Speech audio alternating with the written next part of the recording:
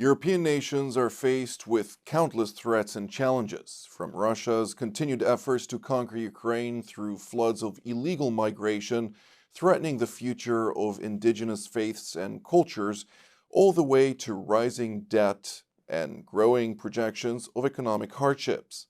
Good evening, I'm Jonathan Hessen, and this is the 23rd edition of TV7's Europa Stands.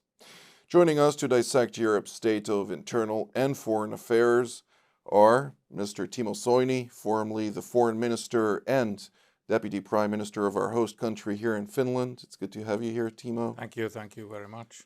And another veteran diplomat, of course, Professor Miro Kovac, who formerly also served as the Foreign Minister of Croatia. It's a pleasure having you. Thank you for having me. Well, we have a long list of issues to deliberate today, and I think that it's a good start to focus on Europe's state of international affairs with two veteran diplomats here around the table. Mr. Soini, we'll start with you. I think that the security situation in Europe has gradually deteriorated, and this is why the reason is, of course, the war in Ukraine. And the biggest risk of the situation is not only what happens in the front, what happens between the parts, the fights, but in certain parts of Europe, also between the people and inside the political class or political parties, people are getting tired of war. 2.5 years and the results are not immense, and money consumed has been thus far significant. Now when the autumn is coming in all the European countries, there are budgets to be created and adopted and accepted, and there is a lot of pressure to make cuts on the public service and public consumption. This all combined has created some suspicious what is going to happen, and at the same token we don't know surely about the commitment of the United States. They have been thus far quite helpful what comes to Ukraine, but now as an election we can maybe anticipate 1 or 2 months a certain kind of silence in order to guarantee the seat in the White House, and this has caused restlessness. But then the big event is that Ukraine has crossed the Russian border in Kursk area, and that is something which was rather unimaginable maybe 1 year or 2 years ago. As a matter of fact, many European countries put the red lines that you shouldn't use these weapons on the Russian side, but now that has happened, and that is also some kind of development in that crisis as well. Everybody knows that at some time we should create some kind of path to peace, but nobody wants to say anything out loud not to be labeled on the wrong way, because Ukraine needs to have good positions even if we cannot imagine about the solution which is negotiable. Indeed. Professor Kovac? I would say that when it comes to the European Union, it leaves the impression of decadence when it comes to strategy. The major European nations, the biggest ones, are afraid of being in charge. Yeah. Without US leadership, we would not have been so engaged when it comes to Russia's aggression against Ukraine. So the engagement of the US was crucial for us to get engaged. The major nations, Germany, France less, but they're afraid of being in charge. It would be logical, it would be natural that the European countries are in charge of the security of the European continent, which is not the case. Now, when we speak about Ukraine, I always opt for a different perspective. I would say the Ukrainians have fought very courageously, and the biggest part of Ukraine is free. So the Ukrainians have already achieved that their basic 80% of the territory is under the control of the government in Kiev, Zelensky, the president. So it's a huge success. So we have to look at things differently. The idea of the Czech President Pavel, which was put forth some days ago in a Czech paper, was quite wise. He says, look, these 20% still under control of the Russians, okay, that can be tolerated for a certain time. Ukraine should continue to fight, of course, but the rest of the territory should be with the West. In a certain way, I would compare it with what happened to Finland when it was aggressed by the Soviet Union in 1940. Am I right? Yeah, Winter War was yes. 39, and then continuation war, yes. 41 onwards. Yes, yeah. So Ukraine will be a free country. The question is, will it be able to get back all the territories quickly? I'm not sure, but it's going to be a free country and a member of the West. And for Europe, Europe has to get out of its comfort zone. We have two basic challenges. When we speak of strategy, of course, we're afraid of being in charge, which is not really something which applies to Croatia, perhaps, or to Finland, or to other countries, but the biggest countries are afraid of being in charge. And then, of course, our biggest problems are migration and demography. Mm-hmm. And there we see what happens in Germany, what happens in France. All these elections, the results of the elections in France, in Germany, in Austria, in Italy, now in the UK too, are the result of migration and demography. Mm-hmm. So we need a completely different approach. We have to get out of the comfort zone. This is my chief thesis. I can carry on a little bit Please do. What Miro said about the leadership and lack of it, because we have had a history of decades that Germany has been a powerful engine of economy in the Europe. And on the political side, French have been both willing and able to create the political stuff in Brussels and in the corridors of Berlaymont. But now, when Germany is in a way unable to be the engine of the Europe, and at the same time, France has elections month ago. There is no government in France, and this combined makes that Europe is in the not if the freezer, but in a kind of some kind of in the waiting room. And UK, not member of the European Union, has had a big role as US in helping Ukraine.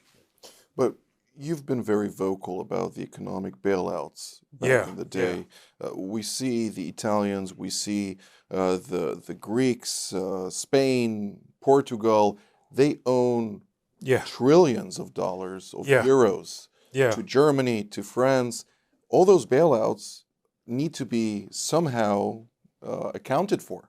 And that is the big problem, because there has been talking about according them, to cut the debt rates down. But it is very unpopular thing for the government to give a kind of reducement of that. But the fact is that if those monies has to be out of the economics like Spain and Italy, it is not working. And as Miro said, the election results are connected with the economy in the way that it hasn't been shown for many times. There has been other things, and now it's about economics and immigration, not about some minor issues. It's about these two big factors. I agree with Timo, absolutely. I watched the other day an interview with a German social scientist who's in charge of an institute of public relations. So he has been monitoring the polls for 40 years in Germany. And he said one of the problems the Germans have right now is also linked to energy security. It was crazy to abandon nuclear energy. Yeah. In Horrible. that situation. Horrible. And now what the Germans have, they have the feeling of not being taken seriously by the government. And then linked with that, of course, and that also is a problem in France, in Austria, in Italy, that people are afraid of their privileges. So you have migrants coming in very frequently without being chosen by the government. So people come on the labor market. They may perhaps not be really useful at that moment, but they are accepted and they're paid for by the citizens who work and who are afraid for their privileges. And so we need migrants in Europe. That's the case. We need migrants in Finland, in Croatia nowadays, in Italy, in Germany. Why do we need migrants? Because we have problems with demography.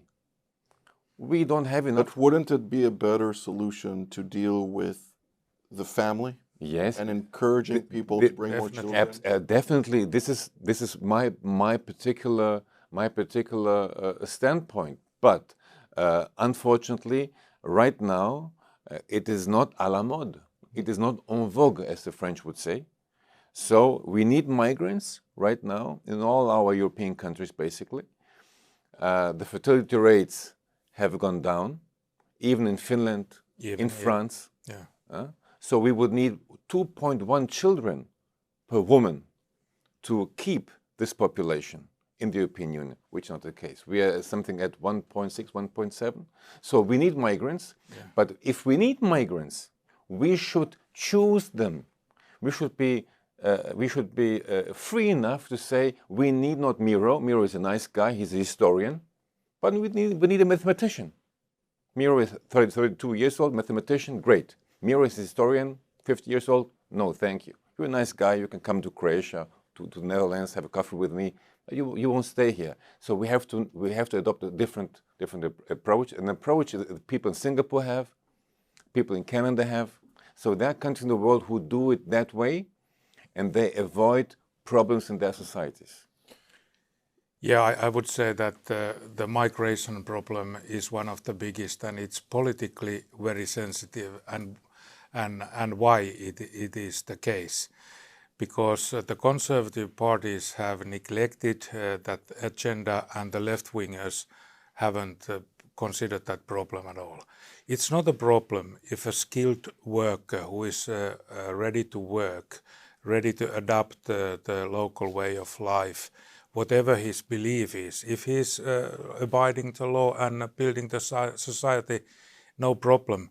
But if we are having boat by boat people who we don't know about, who we don't know what their skills are, we don't know what is their affiliation to anything, that creates problem, and that creates bitterness, and that creates racism, which is one of the big problems in the Europe, and should be fight back for.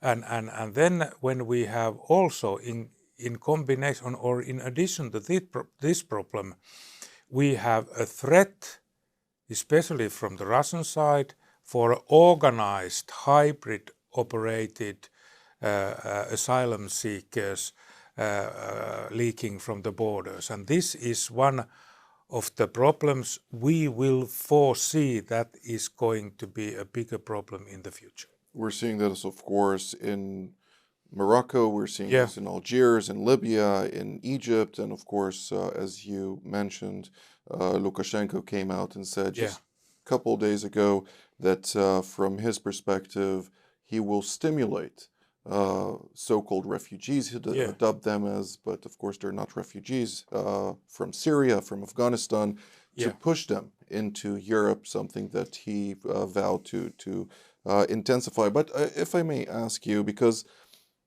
if I'm looking at the different figures, and I'm talking now about concrete figures that are recognized by governments, their internal figures, we're seeing that Spain is going to grow into a Muslim majority state within a time span of less than 15 years. We're seeing the same, I think in the Netherlands, I was told it's roughly 10 years before the majority will be Muslim. The same goes for France, for Great Britain, and other countries throughout the European continent. But if I really look down and look at all the various demographic projections, from the days of the formation of the legal boundaries for nation states, 1648, the various treaties that were signed following the 80 Years' War and the 30-year war in Germany, all those different components indicated that the one governing and the majority of the people controlling a state will be the ones to define what the religion of the state will be. So in other words, the moment those same people take over the context of becoming a majority of each state, including here in Finland, including in Sweden, which is packed with foreign migrants entering into the country from Islamic, not backgrounds, they're Muslims entering and seek to impose it on the country. Before we know it, the Christianity of Europe will become not only a secondary, but according to Islam, it will be rooted out. I think that what you just said is something what both our political class and our business class have not recognized, or it has been such the kind of a topic which has been reserved to the so-called extreme right. And this is why the problem is there. Everybody knows it's there. But when it has been labeled that only those people who are on the outer right flank talk about, I cannot mess it, and makes my hands dirty of this. And this is dangerous and this is wrong, because if the migration is not controlled, the other option is uncontrolled, and then there will be a reaction from the locals, and that creates the crash. And I think that we should be more open to this kind of discussion with the mainstream parties. Haven't they listened at all what happened in France in elections, what will happen with AfD in Germany? Why this is happening? It is mainly because of neglecting or even denying the whole thing. And that is not a problem. But if people, and then you say about Christianity, at the same time, it's the same thing. Mainstream center-right parties are so afraid of being anti-woke that they define marriage in the way which has never been defined in the Christian heritage. A marriage is an institution with one man and one woman for life. That is the teaching of the church has been. But if we are not telling these kind of facts, or are even afraid to say it in a loud, to be labeled to be bigot or something like that, then willingly the outer right takes this on their own agenda. Absolutely. So these so-called populist parties, I don't like the word, because you have to be a populist in politics. Because if you're not a populist, how can you attract voters? On both sides. So you have to be a populist, because you have to talk with the people, of course. So if you want to be a successful politician, you are condemned to be a populist. So I would call them different. These people, these parties profit from the unwillingness of the old parties to understand the fears of the people. People are afraid for their future, for their security. Now we're speaking about Solingen, what happened in Germany with this attack. Yeah, stabbings. Yes. So in Eastern Germany, 60% of the people are afraid for their security. And in Germany, altogether, it's 50%. Can you imagine? They're afraid. Justifiably so. They do not feel secure in their own country. So, and now what happens? I'm a Croatian, not a German, but I follow what is going on there. The government discusses the possibility of changing the law when it comes to the length of the knives. Can you imagine? It's completely crazy. They should control the immigration processes and not discuss the length of knives, which is crazy. So they are not ready to confront reality. And if they continue to behave that in that manner, they will have huge problems. The country will implode in the end. Because I always say these new parties, which people call populist parties, they're very good for making giving you some kind of picture of what is going on in the country. Use those parties to understand what the problem is. So there are some kind of diagnostics parties. Yeah. So we should use them to understand where we make problems when it comes to the so-called old parties on the right, which are afraid, what Timo said, which are afraid of saying things directly. All these woke things. You're supposed to say he or she or it. I mean, it doesn't make sense. It is not natural. So we should go natural again. Let's divert our attention to another point. This last July, we had the anniversary, 75 years to NATO. The motto of NATO, of course, stronger together. Nevertheless, when together is not necessarily united in all of the sense of that word, to what degree is NATO really capable to withstand the challenges ahead? Particularly in the face of the continued Russian aggression, in the face of the challenges that we're seeing, for instance, in the Red Sea, challenging the freedom of navigation, not only to the Middle East and Egypt, that ultimately may bring about also the flooding of additional migration from that North African country into Europe, but also to continental Europe, and particularly the #1 country to lose from the majority of the volumes coming from that region happens to be Germany. So what can be done in order to confront those various challenges, and to what degree is NATO, in essence, capable of withstanding, let alone, let's not forget that in 2 months, again, we're going back to the elections in the United States, which raises many other questions. Yeah, I think if we start about the positives, and 75 years, it's a good milestone in some sense, and NATO is still an organization which is vital in that sense, or it is vitality, because the countries like Sweden and Finland were ready and willing to join. So that tells that something has been done the right way. It has a kind of the power to pull new members in. So that is the good side. And then of course when it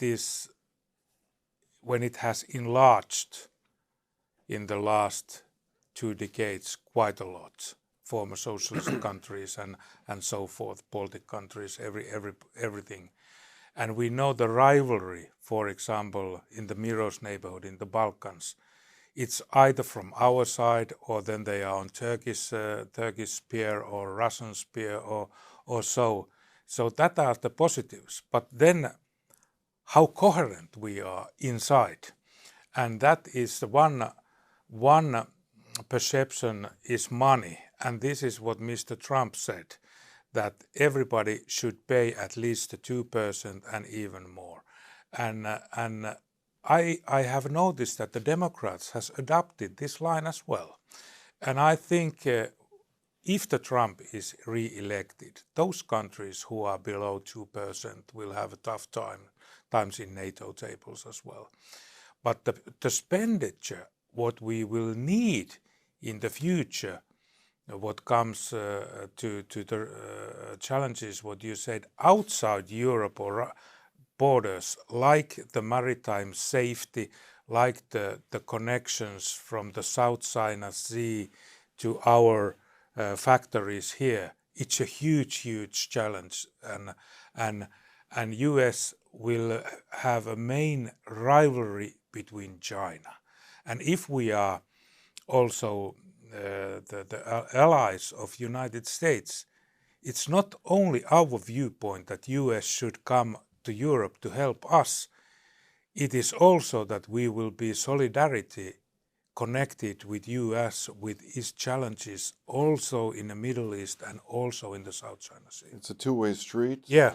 Miro? Yes, so 75 years of NATO, serious organization, efficient organization, peace in Western Europe, Europe today, if we do not now count what is going on in Ukraine and Russia's invasion of Ukraine. But the NATO countries are safe. But NATO, so our friends in Finland, in Sweden, they didn't join NATO because of Germany, of Italy, no. Spain. They joined NATO because of the US.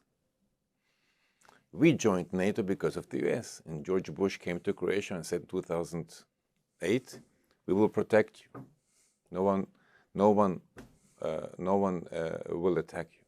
So the US are the country in NATO. And the US, theoretically, the Americans, can project their forces anywhere in the world without NATO. Iraq, without NATO. Well, a coalition with the majority. Yes, but I wish they have the means to do it on their own. Right. So the question is, where are we in this alliance?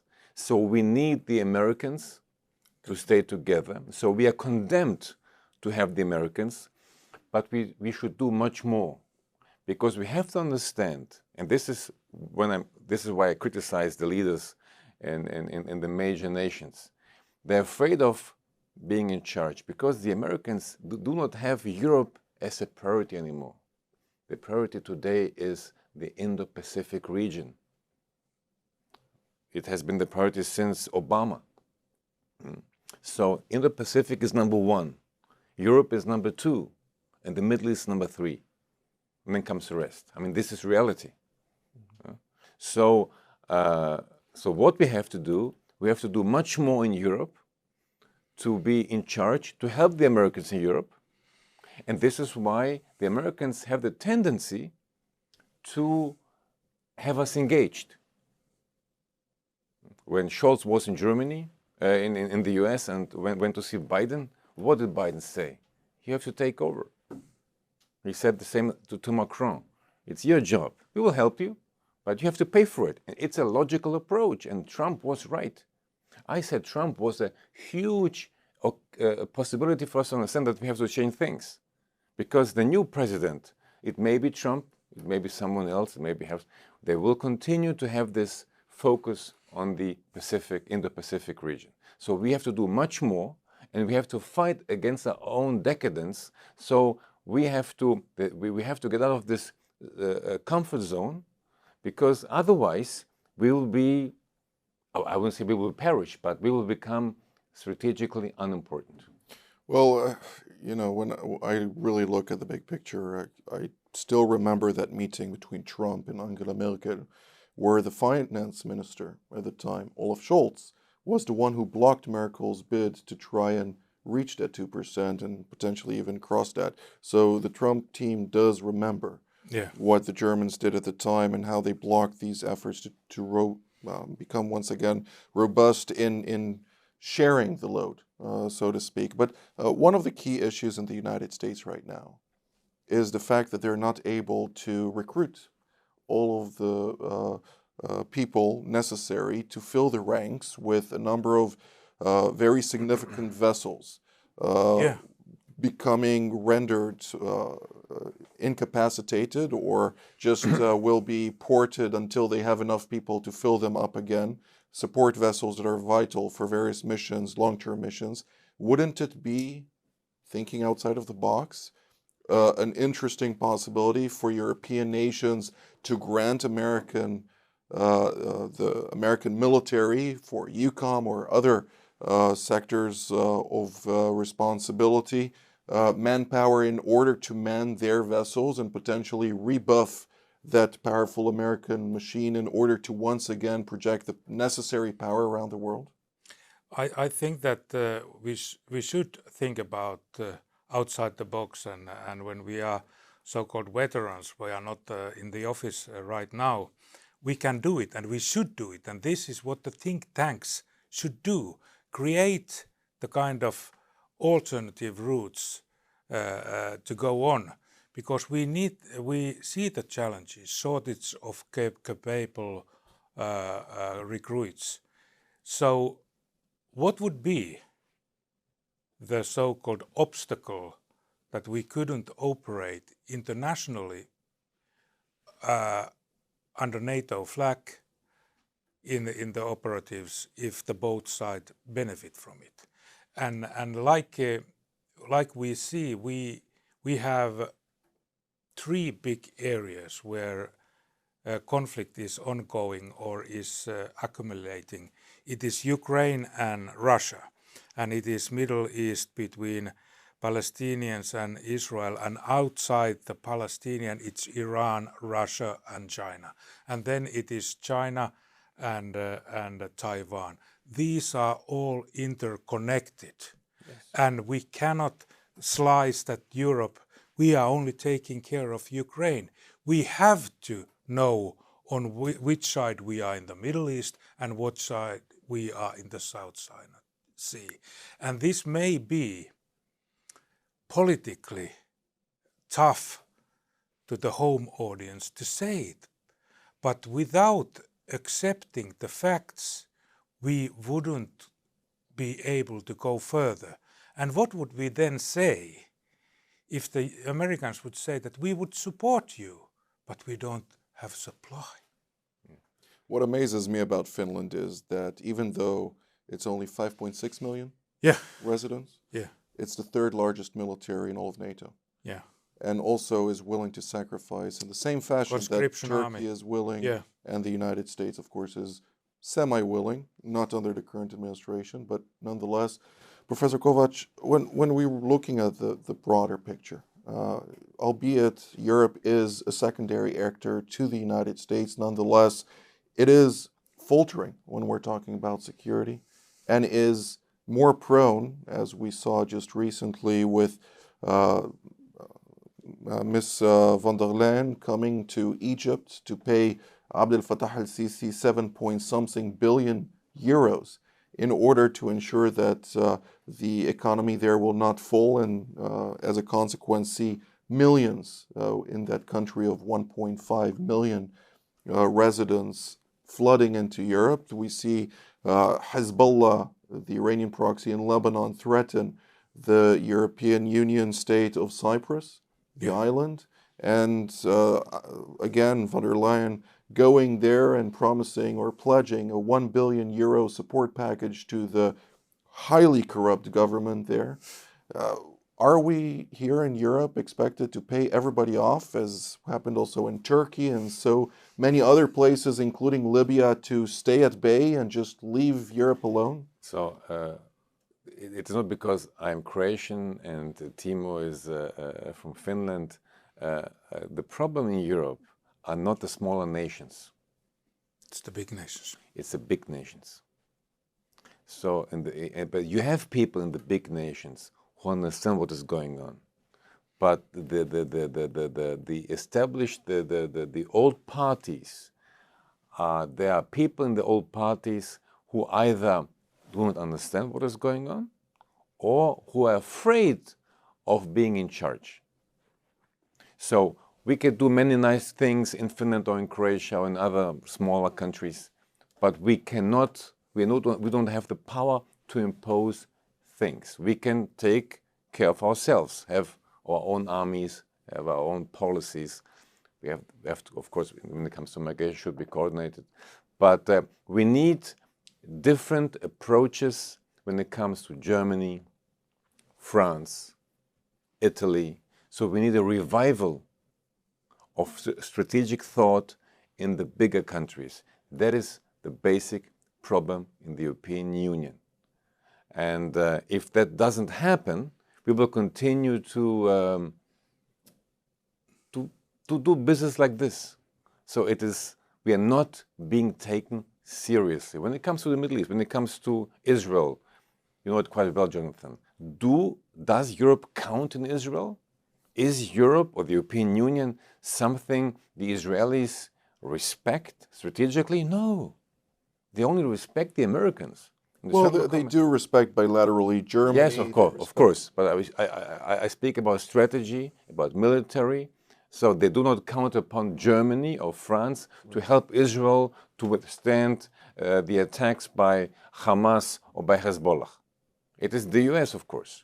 So we have to reinvent ourselves. But the responsibility lies primarily upon the bigger nations. But the problem there is they flee reality. They do not want to confront reality. This is something that has to change. But this goes back to what we spoke about with regard to migration, because when we looked at France, for instance, the party of Marine Le Pen during the parliamentary election won 32%, even more than 32%. The next party won less by 10 points, as well as the third party who lost by 13 points. Nevertheless, those two other parties took over the country. Yeah, that's right, and they have the bigger share of the seats. Yes. And that is because the whole election system in France has been built or created or recruited or reshaped by the threat of National Front, or what his name is nowadays. Rassemblement National. Yeah. And there is they posed me a question, which first I think that, is this some kind of a joke or not? And they said that, Timo, what is the second spoken language in Marseille? And I was thinking, and didn't have time to answer, and they said it's France, because the first one is Arabic. Absolutely. When you walk in Paris today, I walk around, I speak with shop owners, I only speak Arabic with them. And it helps to walk around. They give you a lot more respect than if you would speak French. But let's take the example of migration policy. So 9 years ago, Timo was active at that time in government. He was in government. So 9 years ago, migration crisis. Very bad one. We, the small nations, said clearly, let's be very prudent. Our friends in Germany, Mrs. Merkel was under pressure. Basically, she had two options: either close the borders or open the borders. She opted for opening the borders, and it was Willkommenskultur, welcome culture. It was great. It was sexy to accept all these refugees, and it was forbidden to say, forbidden in inverted commas, to say it is a bad move. Yeah. People said it openly at that time. Kurz or Orban, other ministers and prime ministers, they were banned in public. They were shunned. Today, it's completely different. No one will say that guy, he was right. But the policies in those countries have changed, because now you can see that the policy was a bad policy, and we should have adopted different policy. We're talking much about this clash of civilization, of course, that is going to impact Europe quite heftily and is already impacting Europe, and we're seeing that in front of our eyes. This is not new, and there are historic contexts to this from the days of old, where we saw the Merovingian dynasty protect Europe from the invasions that befell on Andalusia. But if we really look at the current concrete issues, is this state-driven? Is this stimulated? We spoke about Belarus, we spoke about Russia plenty of times here on the show about it trying to push additional migrations, but they're also using this for their intelligence purposes, as we see now in Germany, the Islamic Republic of Iran utilizing the Islamic centers in Hamburg and elsewhere, which were then subsequently banned throughout Germany, and now in response also to the decision by the Islamic Republic and the Ayatollah regime to block all of the Goethe institutes of Germany in Iran, we're seeing Germany also react to that by starting to deport all kind of people that are affiliated to these Islamic organizations, which were found to be used by the Iranians as intelligence and utilizing those centers also against dissidents from Iran who are living in Germany. I suppose that intelligence services know quite well what is going on. And if you know what is going on, the government should have policies to ban such occurrences. So it's very easy. But for that you need courage. Of course, it is not easy, but you need strong leadership and you need courage. We have a problem of leadership in many countries. Leadership, but people want leadership. That's why they vote for parties like AfD. Because they promise leadership. They want leadership. They want people who act. An alternative for Deutschland. Yes. Yeah, that's right. And I think that what people really would respect, that somebody would speak to them in plain English, so to say that these are the problems, this is our medicine, take it or leave it. And I think that kind of cruel honesty would be a trick, not promising everything and to everybody and be nice, and if we are having this, we will have warm drink to everybody and everybody will have a good time. People know that now we have tough times. They are wiser than the politicians are anticipating. True. That they are. But because Timo, they are living their lives. One issue that we can once again revamp this. They're looking for leadership, they're looking for alternatives. But nonetheless, when we're looking at Geert Wilders, for instance, in the Netherlands, the PVV, he said here on the show, he articulated what he expects to see for the Netherlands. And when he came to the moment of truth, the majority of the Dutch public voted for him, of course, within the fact that he didn't get a majority government, he had to rely on additional parties that didn't want to see him enter into power. And therefore, they found a solution of establishing a technocratic government that doesn't really believe in what he does or what he says. So, according to the polls, he's still in an upward trajectory. But do the public have enough patience to see that process through? Because the judicial systems in Europe do not allow people to make real change. This is the problem, which I would say that was a big part of the Brexit process. When the people said Brexit, the establishment in UK, in both parties, Labour and the Conservatives, and the civil servants make their utmost best not to deliver, but it was delivered at the end.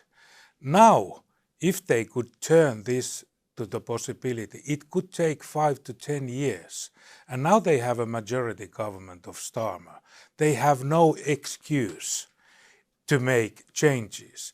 But the big thing is that the establishment combined with the business establishment, political establishment, and the civil servants, they don't want anything to be changed.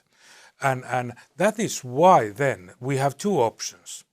Either people will be felt betrayed and the so-called challenging parties would collapse because people are afraid that this led to nothing. Or the other option is what Marine Le Pen has done. It has had a gradual growth of every election, and now they almost got there. But now everybody knows there is no government. The presidential elections are approaching, and they haven't played that card yet. So there are two possibilities: Le Pen diving to 10% or rising to 40%, and I think the 40 is more likely. Well, with regard to Britain, there is one advantage that the Brits have compared to the others. First past the post. They do not have a constitution. Yes. Yeah. Yes. But, and all the professors to say that you cannot do anything. Right. Basically, the problem is that when there are many liberal people or left liberals who oppose the necessity to change things. But these people have to understand that the liberal society, the liberal democratic system which we have in the West can only be protected if we protect our borders, if our values are upheld. If it is not the case anymore, there will be no liberal democracy anymore. So these people are the basic problem, and they, even if they're not in power, they dominate with their ideas the society. So basically they have achieved a domination in our societies, even if they're not in power. So that's why, for instance, in Germany, Mr. Merz, he has problems. He has sometimes to play on the left because of his fear to be accused to be too much on the right. But now the story with Solingen, what happened in Solingen, he said clearly, no migrants anymore from Syria and Afghanistan. It's over. Because there will be elections on Sunday in two German states, in Saxony and Thuringia. And if he doesn't act like that, he may have a better result for his party, the CDU, in those two states. And until now, he has not wanted to speak openly about migration problems. And when he did it, he was attacked by the press. So, if you want to have your voters, and if you want to change things, you have to speak what Timo said openly about the problems people feel as problems. Sometimes people may have a false perception of what is going on, but still, even then, you have to understand them. You have to talk to them. You must never ignore people's feelings. That's a big problem. Yeah, and what happened in Denmark, that was very striking a few years ago. The center-right government wasn't capable of dealing with the migration crisis, or so to say, immigration problems. But then came the social democratic woman as a prime minister, whose policies were much more tougher. And she delivered the line what people wanted, and that was something which has unheard of before. And nobody said that Mette Frederiksen is a racist. But if you do it on the right flank, the same kind of policies, you are bigot, racist, fascist, or whatever. True. We're drawing near to the end of the program, and I'd like to still give some thought to the challenges arising in the Middle East. Obviously, the Islamic Republic of Iran continues to export terror throughout the region, but not only throughout the region, also throughout Europe. And therefore, when we're talking about this rogue regime in Tehran, what should European nations do? I already spoke, of course, about Germany, that is expelling the deputy of the so-called supreme leader, Ayatollah Ali Khamenei, in Germany. giving him a notice just a couple of days ago of 11 days to get out of the country, pledging also to deport additional people from Germany related to the RGC and this Islamic Republic in general. Is there something to push further against those radicals in Tehran, particularly also on the nuclear file? I think so, that Europe must work very close connections with the US and as well Israel. If we took the raw truth on the palm of the hand, like it or not, Israel is the only democracy in the Middle East. Well, like it or not, it delivers the job for us with the maritime security at the time. And Israel, of course, doesn't want to be labeled or even said to be a proxy of the West. They are independent and proud country. But who is taking care of our maritime security, our supply chain, is Israel. And we must have a look. It's not only Palestinians, Gaza, West Bank or Hezbollah and Hamas. It's Iran, which is trying to be the driving force for Islam. And Israel has had a very successful policy with US, connecting with Saudi Arabia, Bahrain, Egypt, connections with solar and all kind of energy solutions with India and even the Cyprus. And that must be cut down, that kind of the cooperation. And this is the big picture. And everybody is hurt out of the sufferings of the people in Gaza. It's not that. But what was the trigger for this was a Hamas brutal attack murdering 1,400 people. And if we don't get the bigger picture and just watching Gaza or Hezbollah, we won't be able to define any kind of solution to this problem. I agree with Timo, what he said, and I would also point to the broader picture. So Iran alone could not act like this. Iran alone, never. So Iran has allies. For instance, Russia. For instance, China, North Korea, and other countries which are less powerful, but all these countries have something in common. And the idea is to weaken the West. They do not want the West to be the dominant power in the world anymore. That's it. So what we have today, we have a world order which is based upon basically upon the ideas of the US after World War II. And we as Europeans, we are part of the West, partners of the US, and we stick to that world order. And the countries I mentioned, Iran, Russia, China, they feel powerful enough to provoke, to question the dominance of the West. This is something, even those between us who may be critical of certain policies of certain Western countries, they should never forget that it's about a fight between these countries and the West.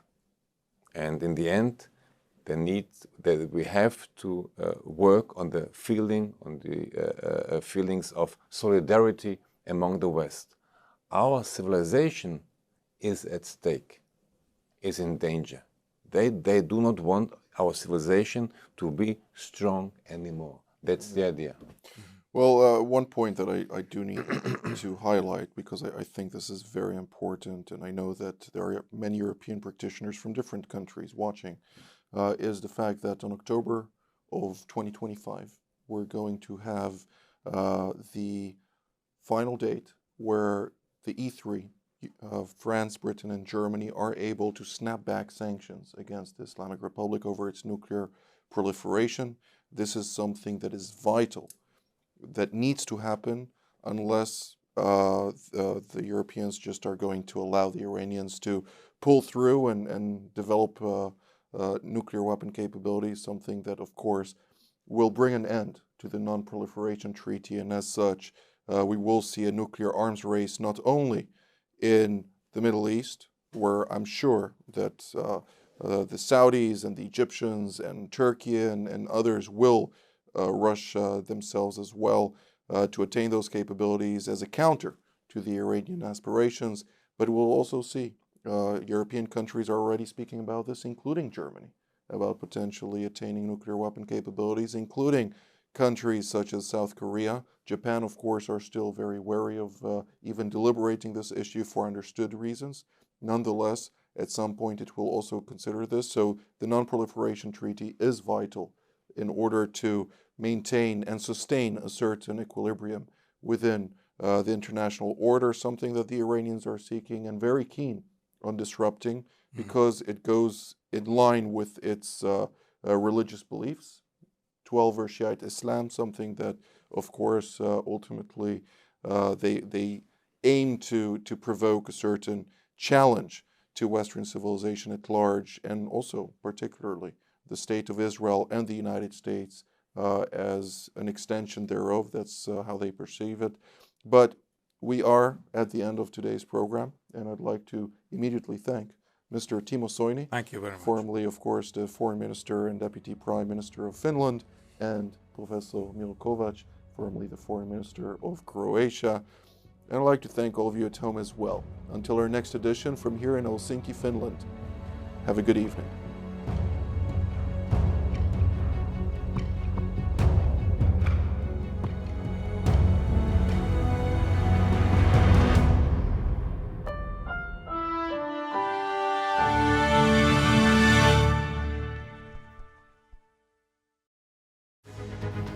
Shalom, I'm Danny Ayalon, former Israeli ambassador to the United States, former deputy foreign minister and member of Knesset. Today, I'm very privileged to be hosting TV7's Middle East Review and also being a panelist of the various shows of TV7, which I find the most enlightening, most educating if you really want to understand the world, the global scene as well as the regional scene of the Middle East.